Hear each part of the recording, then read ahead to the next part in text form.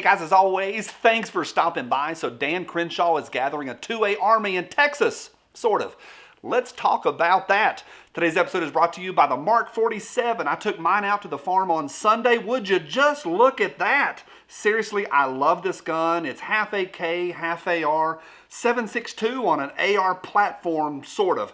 I've had mine for a couple months and I just love it. It's the Mutant. Pick out your Mark 47 and pick out the color of your choice over at cmmginc.com. Hey, to all of y'all, you know what I'm going to say? Every thumbs up. Y'all have been crushing it lately. They're all a huge help, so thank you. Hey, a lot of y'all send me a lot of really cool stuff. My P.O. box is right down below. I had a viewer send me something really cool. I'm going to show it to you at the end from my cold, dead hands. But I'm excited about it, and I just want to tell y'all that I think I'm excited about it, but I also have a question about it that I need to hear your all's response on as well. Now, let's talk about Dan Crenshaw, and I got a couple questions about him. I think this is a really good bookend to yesterday's conversation about Joe Rogan, because it was a mixed bag with Joe Rogan. And I think that's okay. Like, none of us are 100% all in the good side. There's always gray areas and challenges in our lives. I think yesterday after the conversation with you men and women, I think I found out that my definition of red-pilled is a little bit broader than some of your all's. And I've been thinking about that. I don't know where I stand. I'm thinking about it. So it's great to have a conversation. The question yesterday was, who do we have as our spokesperson? We need a bunch of them. And I think we do need some people in the new generation, the next generation. I know Joe Rogan's kind of older at this point, but we do need some people. Maybe we'll call it a fresh voice, or a lot of fresh voices. And we've got this guy, Dan Crenshaw, down in Texas. He kind of exploded on the scene a couple years ago. He is the senator or the congressman out of the 2nd Congressional District in Texas. He was a SEAL for 10 years, been kissed by a rose. And he is, a lot of ways, a pretty interesting voice, certainly a fresh voice in D.C., but there's already guys down below typing away, understandably typing away. With reason, they're already down there typing away. Well, Dan Crenshaw said some pro-red flag stuff, and he did that about a year ago, and that's not good. A few of my friends here on YouTube have, bam, cut him out. I've heard him called a traitor, and that's a big deal. I need to cough. 12 seconds later. This is take number like 6. I can't get through this because I got fired up a couple times. I've shot my voice. If you can't tell, I'm struggling, but I'm going to get through this. Now, some guys have called Dan Crenshaw a traitor. Whew, those are big words, like really big words. Well, traitor is only 2 syllables, but that's a big statement. I don't know how I feel about that, but I want to say very clearly, I know when you bring Dan Crenshaw's name to the table that people have strong opinions. I thought he was kind of the great white hope there for a while when he first hit the scene. We've got a SEAL, we've got somebody that's very marketable, very well spoken, very organized, and well funded.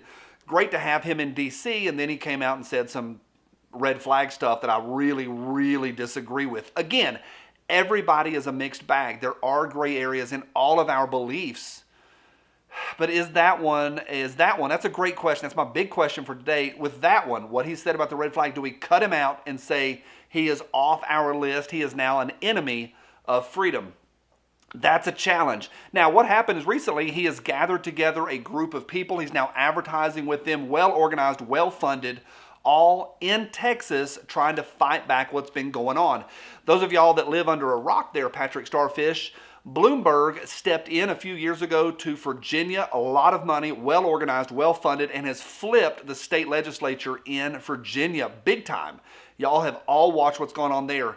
Bloomberg has said at the beginning of this year, 2020, he said very clearly, and he actually said the actual words out of his pie hole, he's coming after Texas, and he has the cash to do it. Who's going to stand in the gap? Well, we need an entire army to stand in the gap. One person who is a leader in that fight against Bloomberg is Dan Crenshaw. So I want to ask y'all that. Where do y'all stand? It's a challenge to have somebody that's has said some controversial things, because I know a lot of y'all are zero compromise, and I am as well, but I'm also at the point questioning, what do we do? How do we go forward? Do we cut this guy out, or do we celebrate him? At least he's standing up in some ways against Michael Bloomberg. The team that he has gathered includes some veterans, and it includes some people that are also well organized and well funded. So it's an interesting team that he's putting together. Do you all embrace this? That's a question for all of y'all.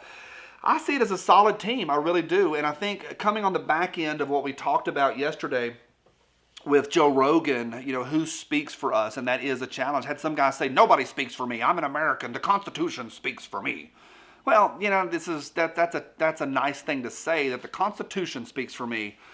I'd like somebody to speak for me in Washington, I really would, and in Nashville on the state level as well, and over at the courthouse here on the local level for me. So it's a challenge. I want to ask y'all, what do you think about this Dan Crenshaw team? Does he still speak for you, even with what he said about the red flag stuff? Y'all have sent a lot of cool stuff to me. I always have my P.O. box right down below, and this one came in. Holy smokes, check this out. It came in last night.